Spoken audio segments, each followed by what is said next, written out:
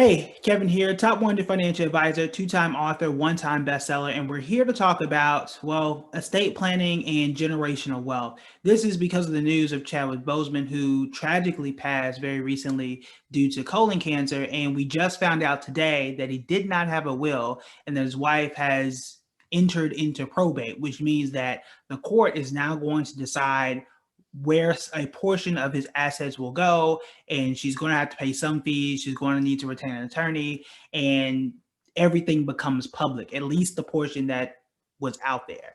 Now, the reason why I say a portion, and I'm a little bit cautious because number one, this story just broke just a few hours ago. We don't know all the details, and there are some rumors, we don't know how true they are, that he did have a private trust, which means we're not going to know what's in it or how much it was worth.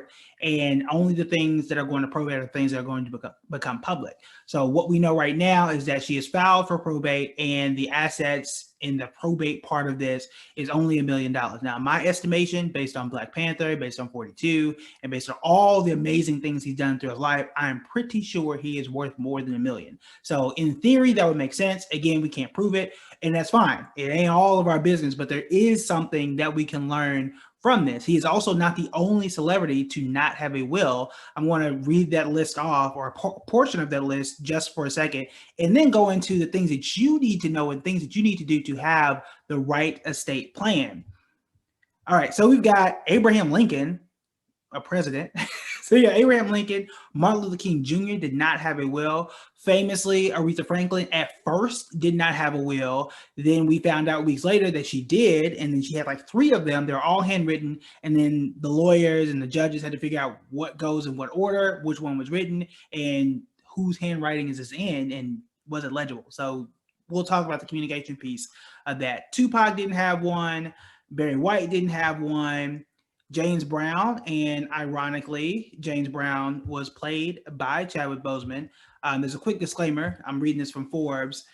Brown did sign a will, but it is subject to litigation. So there's an asterisk there. You got Amy Winehouse, Prince, probably one of the most famous in recent years because it was so huge. So this is a short list. There's 17. Again, this is from Forbes. I just read off the quick ones that I could just quickly look at. All right, so there are a few things that you want to know.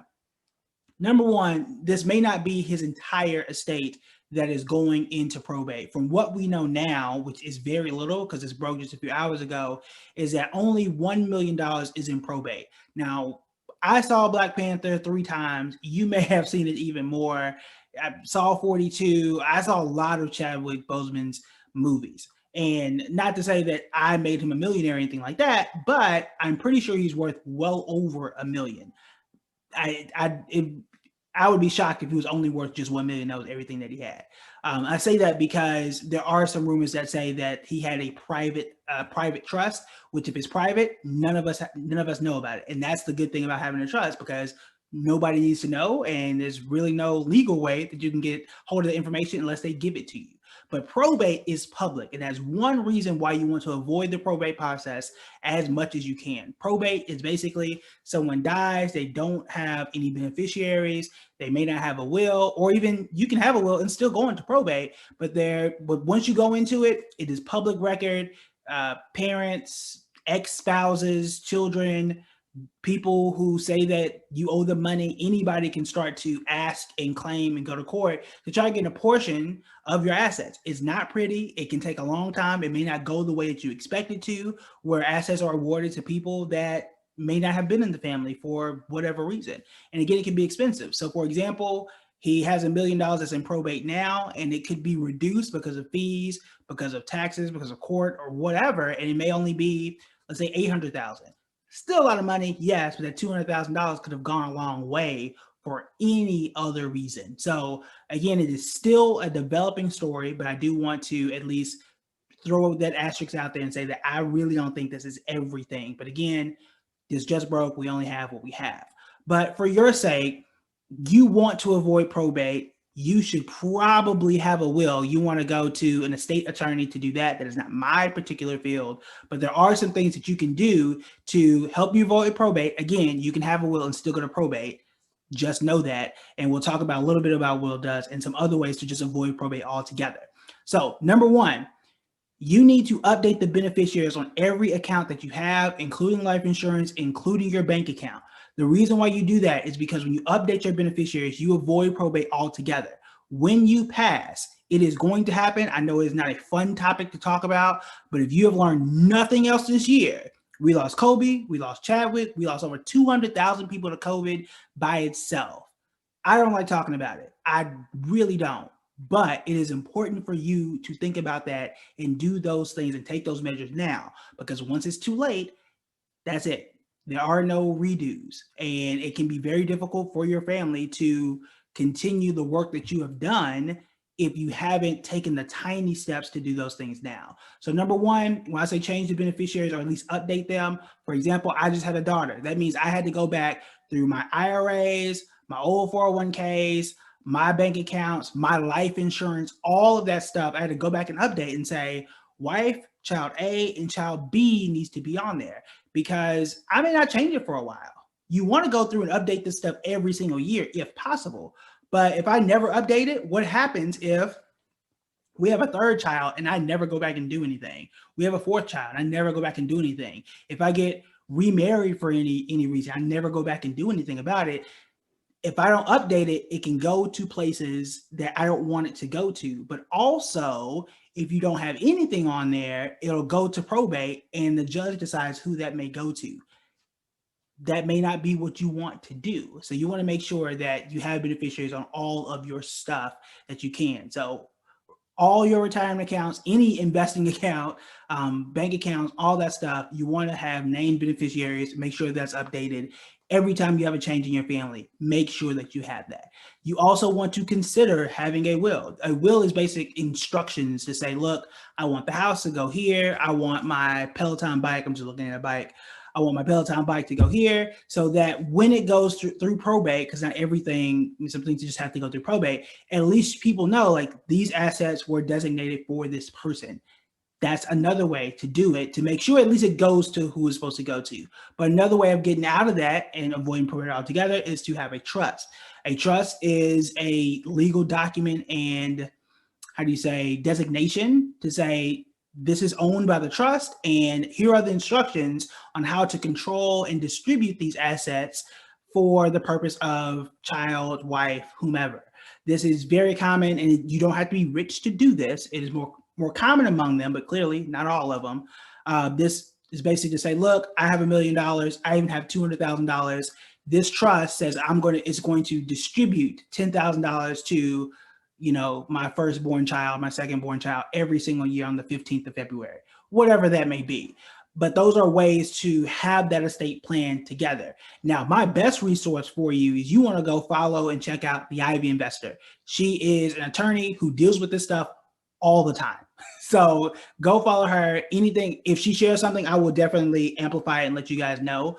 Because when I have estate questions, I've written articles on estate planning. I make sure that I go talk to her to make sure I have all my stuff together. So you want to make sure that you have that. So you got beneficiaries, number one, wills, and trust. You need those three things. I would also add in there too, something like a power of attorney.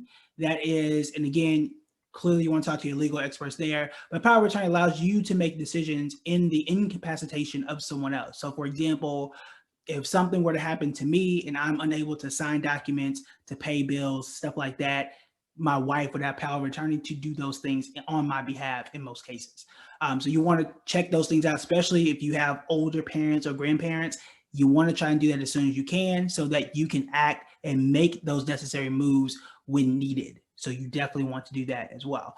But again, a lot of that is more legal stuff. So I'm going to leave that to the attorneys and experts there. I will hammer home the part about the beneficiaries, because I have been in a situation as an advisor where I think the gentleman was in his upper 80s, maybe 90s. He had passed. He had some beneficiaries, but he had a child that was, I think, 10 years. It was a 10-year gap between the third child and the fourth child. He did not update the fourth child and add him to those beneficiaries. So when they came to me and say, look, granddad passed, here's his account information, can you take care of this? I had to distribute and say, look, here are the three people here.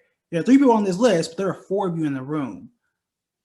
I can't help the fourth person. The three of y'all need to decide how much y'all are going to give, baby boy or baby girl. I can't do that.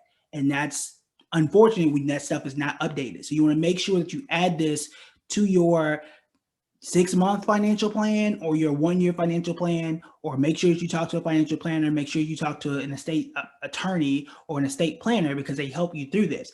Everything that I have in my financial life is set around that 6 month mark. Most of the time, I know we talk about the stock market, but every 6 months I'm reevaluating and saying, look, do I need more life insurance? Do I not need it? Do I switch out these investments? Do I not? Are my beneficiaries updated? Clearly, I don't do that all the time because I don't have new kids every 6 months, but you get the point. I go back and have a full financial checkup for myself every 6 months. You need to have something similar.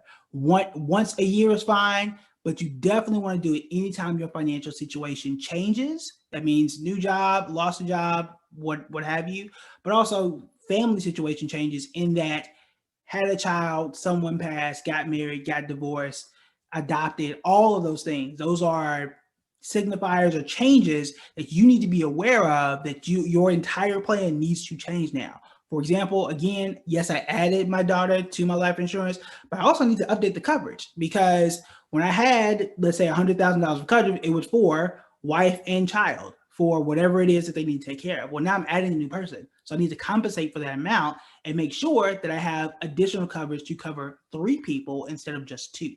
So again, these are things that you want to do. Start it now. I know the conversations can be difficult. I know it's not fun to think about. The way I like to frame it is talk about the work that you've done.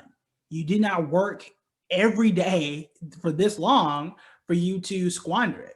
Every time I talk about generational wealth, excuse me, every time I talk about just wealth in general, I say there are 3 easy, simple principles. It's save, invest, and protect.